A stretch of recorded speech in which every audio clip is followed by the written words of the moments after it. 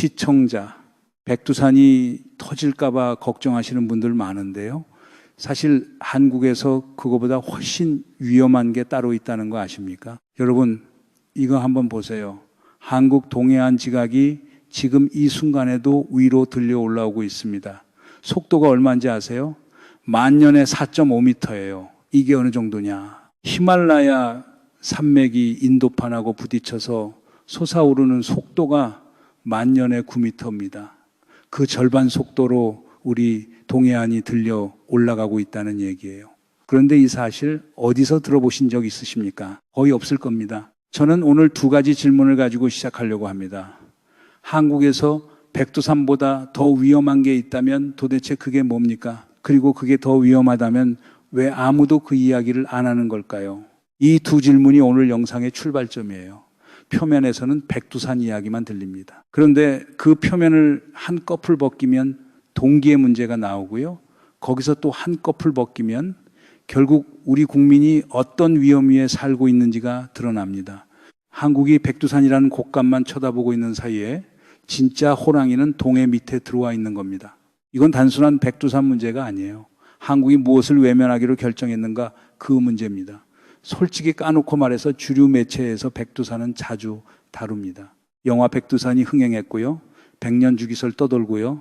천년 대분화 이야기 끝없이 반복돼요. 그런데 동해 섭입대라는 말, 해안단구 만년사점, 5m 융기라는 숫자, 노토반도 데자뷰라는 표현, 이 얘기들이 지상파 메인 뉴스에 나온 적이 있습니까? 거의 없습니다. 심지어 연구하는 학자가 본인 입으로 말합니다.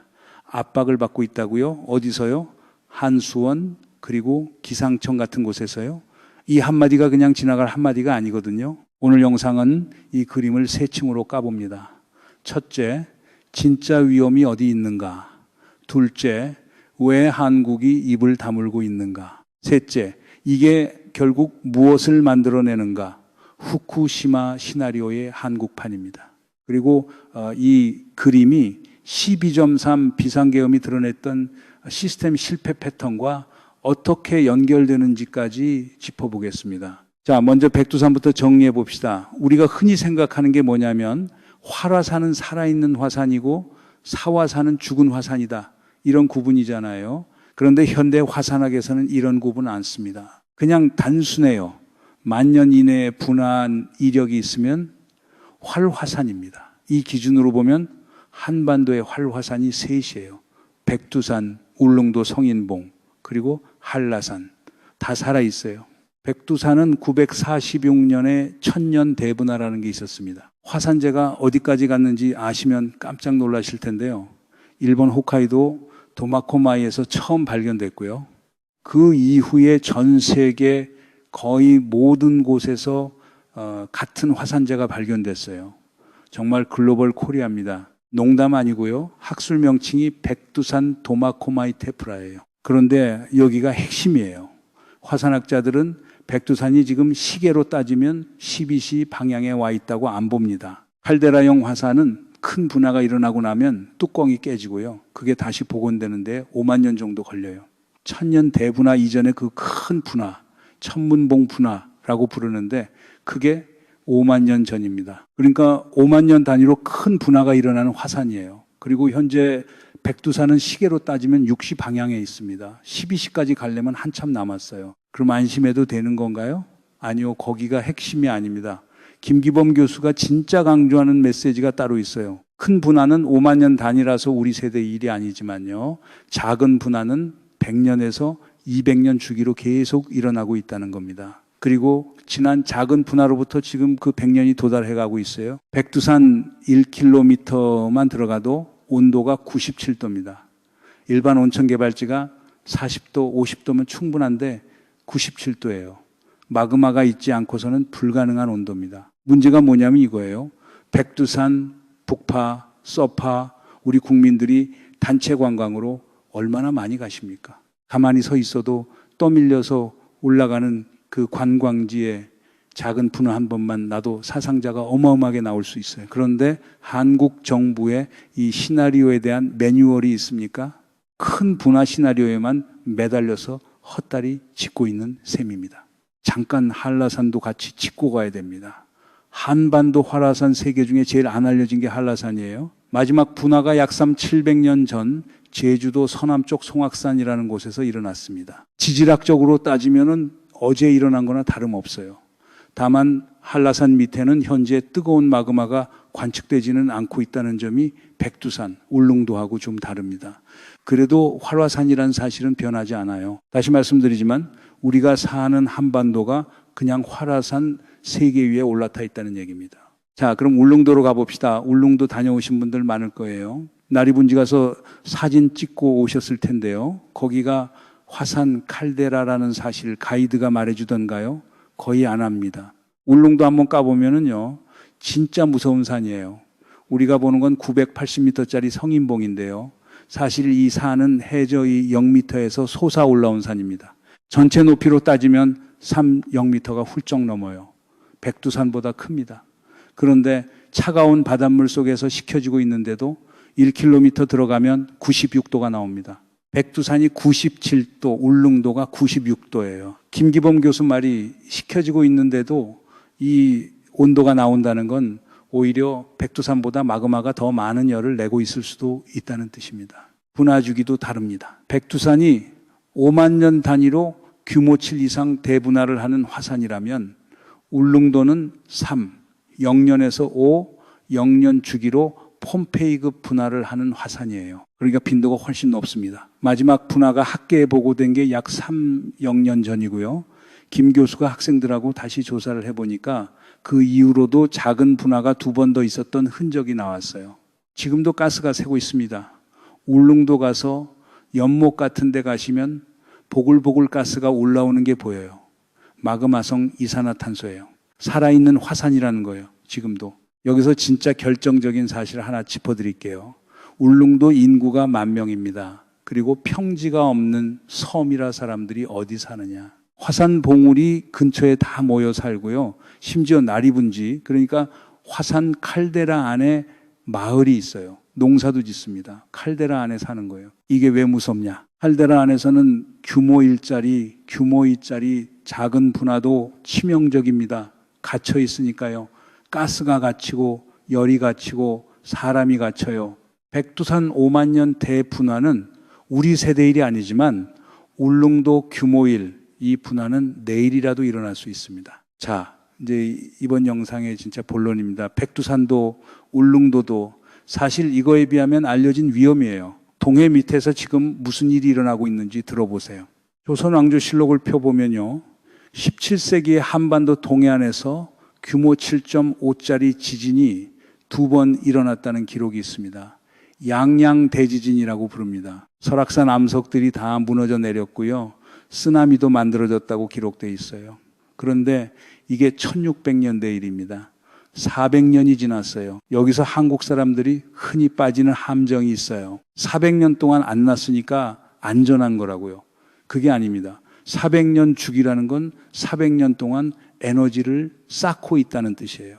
그 주기가 차오르고 있다는 겁니다, 지금. 안 났으니까 안전한 게 아니고 안 났기 때문에 다음이 더 무서운 거예요. 자, 그럼 왜 동해안에서 7.5짜리 지진이 났느냐? 이게 2018년에 처음 학계에 보고가 된 사실인데요. 김기범 교수가 논문으로 발표했습니다. 동해 지각이 한국 밑으로 서입을 한다는 사실이에요. 일본 서부 해안에서는 우리가 다 알고 있는 사실이거든요. 일본 서해안 쪽으로 동해 지각이 섭입하면서 거기서 10년에 한 번꼴로 규모 7.5짜리 지진이 납니다. 그게 작년 2014년 1월 1일에 노토반도에서 일어났던 그 지진이에요. 규모 7.6, 사망자 500명 이상. 그런데 그 동일한 현상이 데칼코마니처럼 한국 동해안에서도 일어나고 있다는 사실. 이게 2018년에 처음 학계에 알려진 거예요. 7년 전입니다. 한국 동해안이 새로 발견된 판경계예요. 그리고 처음 학계에 보고된 다음에는요, 여러 후속 연구자들이 추가 데이터로 계속 입증하고 있어서 점점 정설로 자리 잡고 있습니다. 학자들 세계에서는 이미 다 알고 있는 사실인 거예요. 그런데 한수원이랑 기상청만 못 봅니다. 코미디 아닙니까? 이걸 증명하는 또 하나의 증거가 해안 당구입니다. 동해안에 가시면 계단 모양의 지형이 있어요. 파도가 깎아서 평평해진 해저가 들려 올라가면 산 위에 평지가 생기고요. 또 한 번 들려 올라가면 그 밑에 또 평지가 생깁니다. 계단처럼요. 이게 한국 동해안 지각이 위로 들려 올라가고 있다는 명백한 증거예요. 속도가 만년에 4.5m, 히말라야가 만년에 9m인데 그 절반 속도예요. 10만 년이면 45m, 100만 년이면 450m, 1000만 년이면 4.5km입니다. 조선왕조실록, 그리고 김기범 교수의 2018년 논문, 그리고 해안당구 측정 데이터, 이 세 가지가 따로 있는 게 아니라 한 그림으로 맞물려요. 그런데 이 그림이 왜 우리한테 안 보였던 걸까요? 여기까지 들으시면은 자연스럽게 이렇게 생각하시죠. 알겠다, 한국이 늦었구나. 그런데 일본은 이미 다 알고 있고 대비도 잘하니까 한국도 일본 모델 따라가면 되겠네. 일본 매뉴얼 카피하고 일본 데이터 가져오고 따라잡으면 안전해질 거다. 합리적인 생각이에요. 그런데 그게 아닙니다. 노토반도 작년 1월 1일 사망자 500명, 이 지진을 일본이 모르고 있다가 당했습니다. 지구상에서 화산하고 지진 연구가 가장 발달한 나라가요. 2014년 일본 온타케산 분화, 사망자 50명 넘었고요. 아직도 실종자 못 찾은 분들 많이 있습니다. 그것도 아무런 징후 없이 폭발했어요. 2019년 뉴질랜드 화이트선 분화도 마찬가지예요. 뉴질랜드도 화산 연구 강국인데 관광객들이 관광하다가 사망했습니다. 징후를 아무도 못 잡았어요. 이게 말이 됩니까? 왜 징후가 안 잡히느냐? 김기범 교수 설명을 들어보면은요, 작은 분화는 마그마가 직접 폭발하는 게 아니라 마그마가 지하수를 데워서 초임계 상태로 만들 때 일어나거든요. 한 300도, 400도짜리 물이 갇혀 있다가 한 번에 터지는 겁니다. 외부에서 감지할 수 있는 사전 신호가 거의 없어요. 그러니까 한국이 일본을 따라잡으면 안전해지는 게 아닙니다. 일본도 안전하지 않다는 게 진실이에요. 그런데 일본은 적어도 그 진실을 시민들에게 알리고 있습니다. 한국은요? 그럼 왜 이렇게 됐을까요? 문제는 여기서부터입니다. 김기범 교수가 방송에서 본인 입으로 한 말이 있어요. 그대로 옮기면요, 한수원이라든지 기상청 같은 데에서 간접적 경로를 통해서 압박을 받습니다, 이 말입니다. 그냥 지나갈 한마디가 아니거든요. 압박의 형태가 어떤 거냐? 공식적인 협박이 들어오는 게 아니에요. 그렇게 단순하면 차라리 다루기가 쉽죠. 학계 분위기를 만들고요, 연구비 흐름을 조정하고요, 발표할 수 있는 경로를 좁히는 식으로 작동합니다. 부드럽게요. 근데 결과는 명확해요. 학자가 본인이 발견한 사실을 자유롭게 말하기가 어려워집니다. 이유는 누가 봐도 알잖아요. 한국 동해안에 원전이 이미 가동 중이거든요. 만약에 동해 지각 섭입대가 학계 정설로 굳어지면 어떻게 됩니까? 원전 안전성 재검토가 들어가야 됩니다. 막대한 비용이 들어가고요. 정책이 흔들리고요. 한수원 입장에서는 본인들 존재 이유 자체가 의문에 붙여져요. 위험을 평가해야 할 기관이 위험이 없다고 발표하는 게 본인들 이익에 부합하는 구조. 이게 명백한 이해 충돌입니다. 학계 일각에서는 이를 두고 한국형 원전 카르텔의 학술 영역 침투라는 지적이 나오고 있어요. 여기서 한 발 더 들어가 봅시다. 이런 압박 구조가 한수원이라는 한 기관에만 있는 거냐? 그게 아니에요. 한국 전체에 깔린 더 깊은 문화가 있습니다. 김 교수가 방송에서 한 말 중에 정말 명치를 때리는 말이 있어요. 치료하려면 병식이 있어야 됩니다. 자기가 아프다는 걸 느껴야 치료가 되는데요. 이게 무슨 얘기냐? 일본은 정보를 투명하게 공개합니다. 시민들이 두려움을 느껴요. 그런데 그 두려움이 대비를 만들어냅니다. 사망자가 줄어요. 한국은요, 정보를 공개하려고 하면 제일 먼저 나오는 말이 뭡니까? 불안감 조성하지 마라, 쓸데없는 소리 하지 마라 이거예요. 그래서 축소합니다. 그러다 보니 결국 대비가 없어요. 그리고 이 패턴, 백두산 동해 문제만 있는 게 아닙니다. 12.3 비상계엄 이후에 우리가 본 게 정확히 같은 패턴이었어요. 시스템 안에서 위험 신호가 올라오면 그 신호를 잡는 게 아니라 신호를 보낸 사람을 잡는 구조. 이게 정권의 문제가 아니라 한국 관료, 산업복합체 안에 수십 년 쌓아온 구조적 문제입니다. 현 정부가 이어받은 유산 중 하나가 바로 이거예요. 자, 그런데 김기범 교수가 방송에서 직접 언급한 비유가 있습니다. 넷플릭스 영화돈 룩업이에요. 이 비유를 좀 풀어볼게요. 돈 룩업 보면요, 혜성이 지구로 떨어지는 게 망원경에 명확히 보입니다. 그런데 정부가 그 혜성에 광물 자원이 있다는 이유로 폭발시키지 말고 그냥 떨어지는 걸 맞자고 결정합니다. 그러면서 위험하다고 말하는 학자들 입을 막아요. 영화 제목 그대로 위를 보지 말라, 돈룩업이에요. 지금 한국 상황을 이 영화에 대입해 보세요. 한국 동해안 밑에 새로 발견된 판경계가 있습니다. 만년에 4.5m씩 융기하고 있어요. 17세기에 7.5짜리 지진이 2번 났고요. 400년이 가까워지고 있습니다. 학자가 이 사실을 발표해요. 그런데 한수원에서 압박이 옵니다. 지금 한국에서 무슨 영화가 상영 중인 건가요? 다들 옷이 멋지다고 해줘야 하는 분위기 안에서 누가 옷 안 입었다고 한마디 해야 하는 상황입니다. 자, 이쯤에서 진짜 중요한 얘기 하나 하겠습니다. 그러니까 결국 한국이 동해 지진과 울릉도 칼데라와 백두산 작은 분화 위험을 안 보고 있는 게요, 모르기 때문이 아닙니다. 알기 때문에 안 보고 있는 거예요. 한국이 모르는 게 아닙니다. 알면 책임져야 하니까 모르기로 결정한 겁니다. 잠깐 멈추고 이 문장 한 번 더 생각해 보세요. 후쿠시마를 다시 한번 보세요. 일본이 규모구 지진을 예상 못한 게 아닙니다. 그를 예상하면 그 자리에 원전을 못 지었을 거니까 안 보기로 한 거예요. 한국 동해안 원전도 똑같은 구조 위에 서 있습니다. 90년대 이전에 지어진 한국 원전들 내진 설계 기준이 지금 우리가 알고 있는 동해 섭입대 데이터 없이 만들어진 거예요.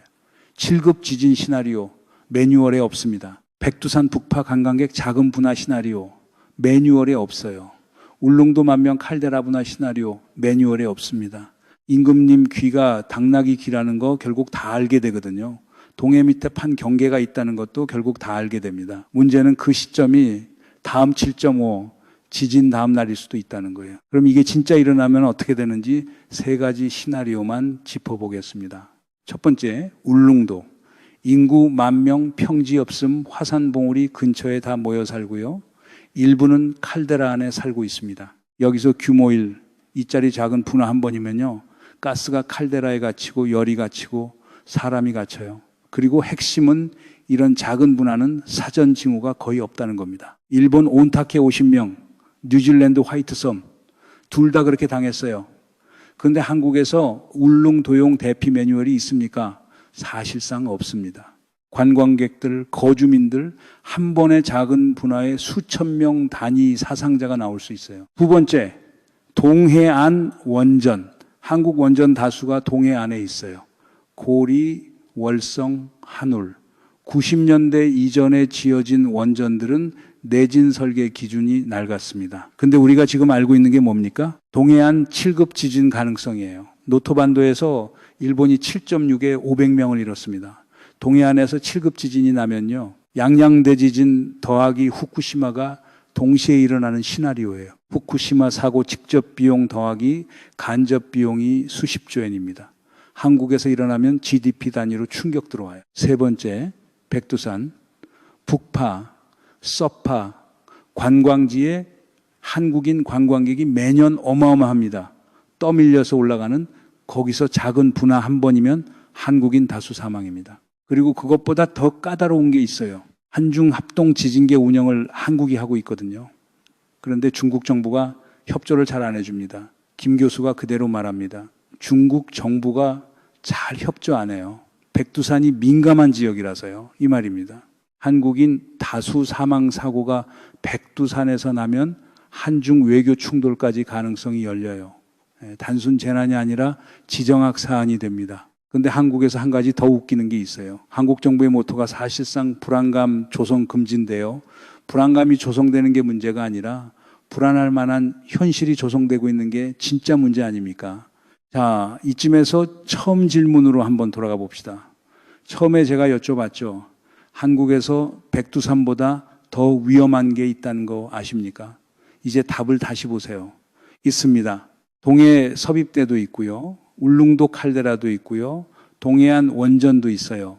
그런데 더 정확하게 말하면 그것들보다 더 위험한 게 따로 있습니다. 그걸 안 보기로 결정한 한국형 시스템이 진짜 위험입니다. 여러분이 이 영상을 처음 들으면서 왜 이 얘기를 이제야 듣지 그렇게 느끼셨다면요, 그 의문이 정확했던 겁니다. 한국 주류 매체에서 이 그림을 그려준 적이 없거든요. 김기범 교수 같은 분이 종합편성 메인 시간대가 아니라 유튜브에 나와서 말해야 하는 구조, 그게 이미 한 가지 신호예요.